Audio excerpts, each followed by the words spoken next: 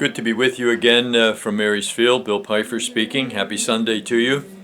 I was reading some of Thomas Keating's book last night, and one of the things that he mentioned in the book is it's very important to accept oneself, where one is at, one's weaknesses, one's sinfulness, one's goodness, and to be comfortable with it. The last couple of days we've been saying, remember, your prayer should be, Lord, help me to believe in the truth about myself, no matter how beautiful it is. And that's not just to schmooze you, but to be able to accept yourself just as you are. Even a rose sometimes needs to be reminded of its own goodness and beauty, and that's a true thing too. Sometimes with the kids, or when I was giving retreat programs, I would say to them, just say over and over, God made me, and God doesn't make junk. You know, that's a really nice thought. God made me, and God doesn't make junk. And you have to repeat those kinds of things kind of over and over. If you say it once, it's just not kind of cutesy. You know, God made me, and God doesn't make junk. Say it 5 or 6 or 7 times, and you begin to own those words, and not just the words, but the reality that those words suggest. God made me. You know, he's the creator. He made me. He stopped him. He made me, and he doesn't make junk. He doesn't do bad things. He doesn't make mistakes. And I'm not the first. You're not the first. You're not a mistake, huh? And it's important to do that.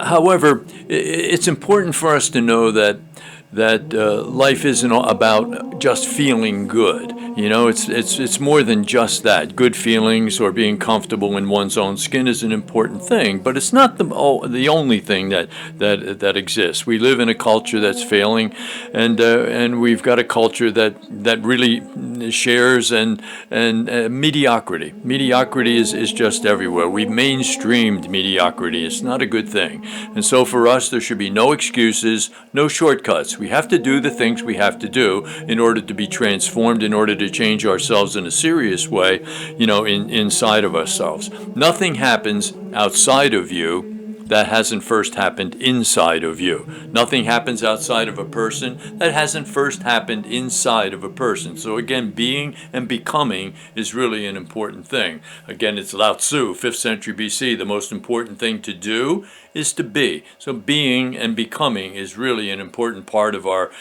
essential work. In order to be able to transform others, we indeed have to be transformed ourselves, as we've said on many occasions. When I was in the seminary, there was a retired professor by the name of Monsignor Briel. He was in his 80s. He had Parkinson's disease. He's gray hair and a nice crew cut, whatever hair he did have. I would visit him. He was in the infirmary. I would visit him with some regularity, and really good, a brilliant man. Wrote 30 books. In the corner of his room, he had a skeleton hanging on a hook, reminding him of end times, of his days coming. I would see he used to be able to turn out a book or an article in no time flat, but he was turning out an article a week for a newspaper at the time, and he would take one finger and punch a key on this typewriter, and you know, I felt sorry for him, but it gave him something to do. Brilliant man. The side of his chair was a pile this high of cowboy books. That was the thing he read, the Boys of the Purple Bush or something or other to help himself relax. He sent me to the library one day and to pick up the book Ivanhoe for him, and he said he had Parkinson's disease. He said in his Parkinson's, I've read this book 13 times. And so he's going to read this book because he liked it so much. But every Wednesday night he'd hold a seminar and would attend the seminar just to be in touch with a man of such brilliance. And one night, he told us about the letters he had received from great people, both government and church people. I remember mentioning one, the great Cardinal Merry de Val, but he received letters asking for advice and for information and direction, because he was a brilliant man and everyone knew it. He said he has this little stack of letters, and we said to him, well, gee, how about next week, Monsignor, you bring them in so that we can see this. See the letters. And he said that again in his raspy voice, I burned them all. And we thought, oh my goodness, what do you do? You had all of that beautiful, words from great leaders and government people all over the world, and you burnt all of that.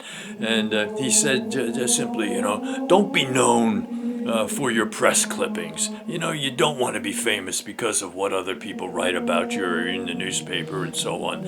And again, in his clipped German way, he ended his conversation with two words, and I've never forgotten them. He says in his Parkinson voice again, be somebody.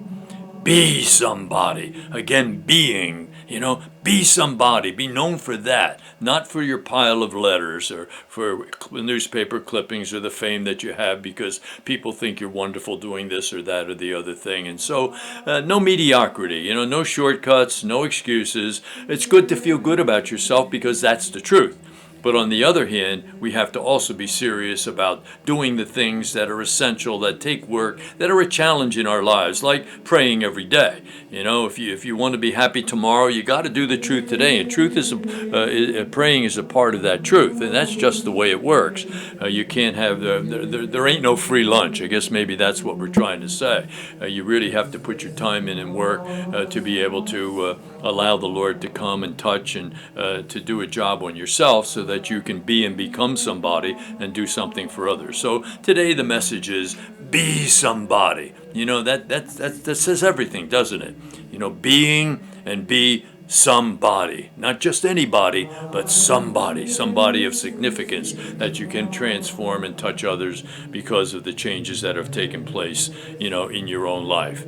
If you're going to make a change in society in any way, you can't spend your life hiding in the bushes. You have to be able to risk, and a part of that risking is preparation. Without the preparation, all of the external social work and stuff can end up being real Pharisaism. It ends up being hypocrisy. You have to have something. I've met people who are always, giving out bread or saving the world or anti-war and all of those kinds of things, but it never seems to go anywhere. All of that action and motivation doesn't have behind it the being and becoming that really transforms others just by that person's presence or the words that they say that have wings on them because of who they've become. They're really transforming words that change people because they indeed have been changed at first. So continue to do the good stuff, and remember, do whatever he tells you. Thank you for listening, and hopefully we'll catch you again tomorrow. God bless.